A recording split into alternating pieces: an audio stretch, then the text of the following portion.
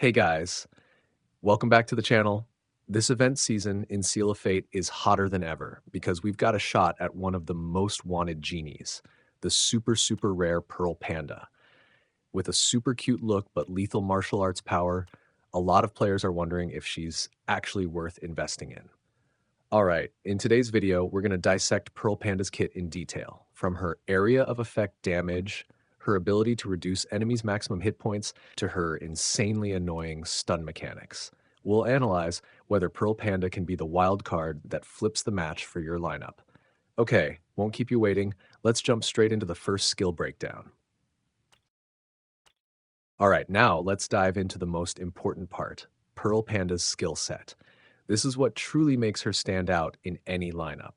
We'll start with her main skill, Ambushers. This one instantly creates a martial domain right at the start of the battle, and the best part is it lasts until the very end of the fight.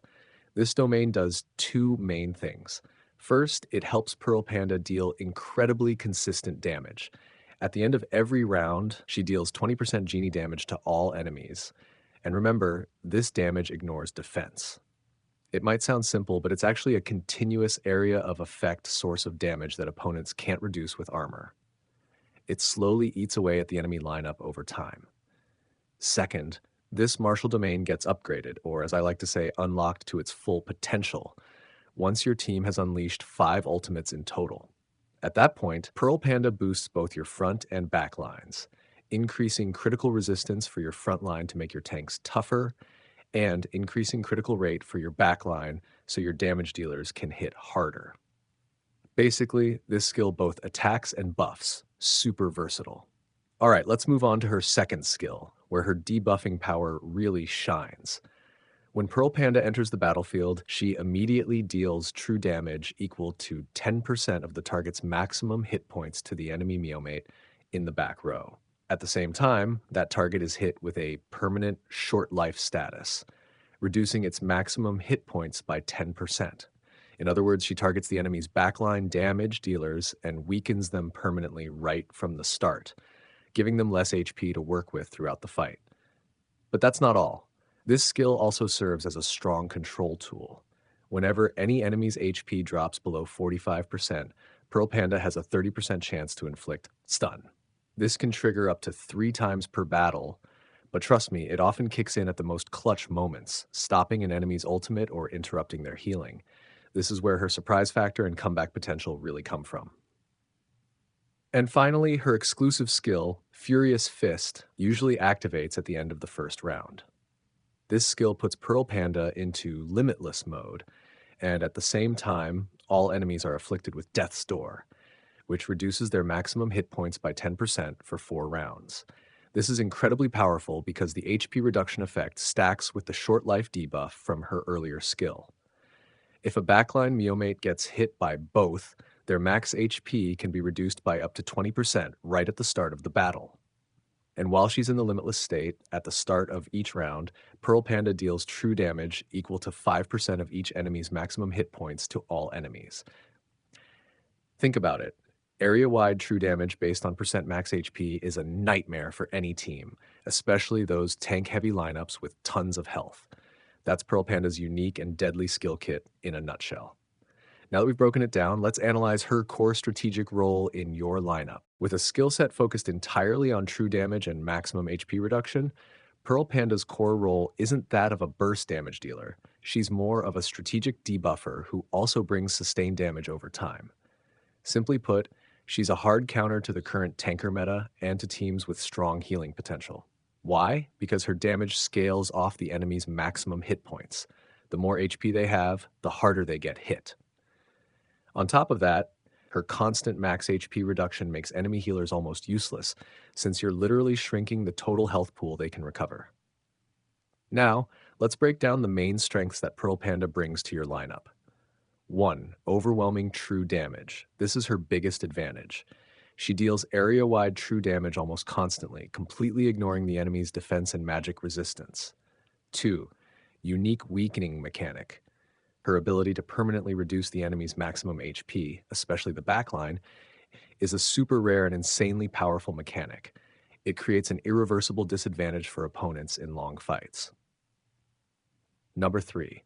Unexpected control. That 30% stun trigger when enemies drop below 45% HP can show up at just the right time, interrupting a key ultimate and flipping the momentum of the match in your favor. Of course, no genie is perfect, and Pearl Panda also has her weaknesses. 1. Lacks burst damage. If you're looking for a genie that can help you end battles in just 1 or 2 rounds, Pearl Panda isn't the one.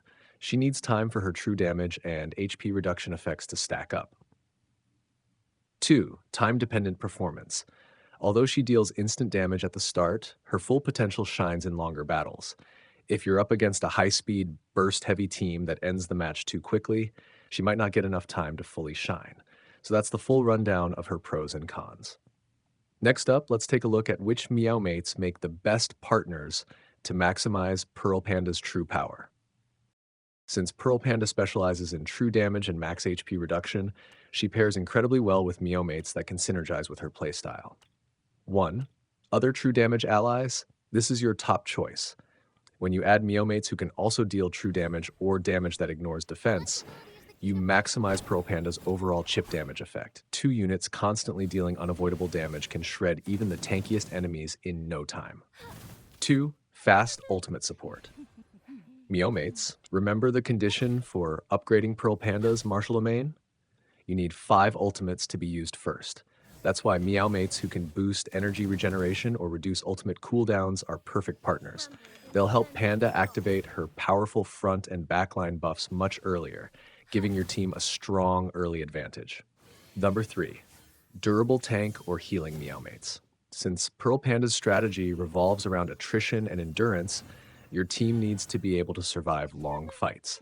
Choose frontliners with strong healing, shielding, or revival skills to make sure your squad holds the line through the early and mid-game, giving Panda time to stack up her true damage and max HP debuffs. Now, let's talk about positioning because it matters a lot. Place Pearl Panda where her buffs can reach the right targets. Positioning her in the first slot is often a good idea to take full advantage of her main skill. Then honestly, among the 3 super rare genies, her main skill feels the strongest to me. General strategy tips. When using Pearl Panda, forget about fast-paced rush-down strategies. Instead, shift your mindset to play slow, grind hard, the classic attrition style. Focus on endurance. Your goal is to hold strong until round 4 or round 5. By that point, Panda's accumulated true damage and max HP reductions will have crippled the enemy team. Counter the meta giants. Pearl Panda is the perfect answer to those tank-heavy or endless healing immortal sustain comps that dominate the meta. By permanently reducing their max HP, she dismantles their entire survival strategy. And that's everything you need to build an unbeatable lineup around Pearl Panda. This video is already running a bit long, and I think we've covered all the essentials.